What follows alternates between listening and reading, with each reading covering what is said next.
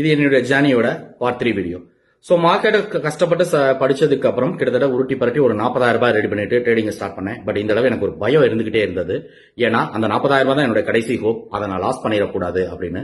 So அதுக்காக நான் படிச்சதை மட்டும் வச்சுட்டு யாருக்கிட்டையும் கால்ஸ் வாங்கல, அக்கௌண்ட் ஹேண்ட்லிங் போல, எந்த news based expect based calls நான் ட்ரஸ்ட் பண்ணவே இல்லை.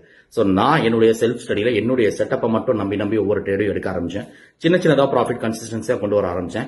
ஸோ அந்த டைம்ல இன்வெஸ்ட்மெண்ட்டும் அந்த ப்ராஃபிட்டை வச்சு திரும்ப மார்க்கெட்ல பண்ணிக்கிட்டே இருந்தேன். ஏன்னா அப்ப ஸ்டாக்ஸ் ரொம்ப லோவரா இருந்தது மார்க்கெட் கிராஷுக்கு அப்புறம். ஸோ இப்படி இருக்கும்போது ஒரு 3 வருஷத்துல பாத்தீங்க அப்படின்னா 40,000 ரூபாய் வச்சு 54 லட்சம் ரூபாய் ப்ராஃபிட் பண்ணியிருந்தேன். ஸோ இது என்னுடைய ஜர்னி. ஸோ இது ஓவர் நைட்ல வரலங்க. ஸோ மார்க்கெட்ல வர நீங்க எல்லாருமே ஈஸியா உடனே குயிக்கா பணக்காரன் ஆகணும் அப்படின்னு மைண்ட் செட்ல வந்தீங்க அப்படின்னா ஈஸியா கடனாளி ஆயிருவீங்க. நோட் பண்ணி வச்சுக்கோங்க. ப்ராப்பரா ஸ்டடி பண்ணாம, அனலிசிஸ் பண்ணாம, டெஸ்ட் பண்ணாம எதையுமே நீங்க நம்புனீங்க அப்படின்னா அப்பவும் உங்களுக்கு லாஸ் ஆகும். ஸோ நீங்க ஸ்டடி பண்ணுங்க, உங்களை ஒரு விஷயத்தை எல்லாத்தையும் டெஸ்ட் பண்ணுங்க, ப்ரூஃப் கேளுங்க, எல்லாத்தையும் கேட்டு நீங்க செக் பண்ணி பார்த்துட்டு நீங்க லேர்ன் பண்ணா மட்டும்தான் முடியும். ஸோ அடுத்து பார்ட் 4 வேணும் அப்படின்னா கமெண்ட் பண்ணுங்க. ப்ராப்பரா லேர்ன் பண்ணணும்னா லேர்ன் கமெண்ட் பண்ணுங்க. தேங்க்யூ.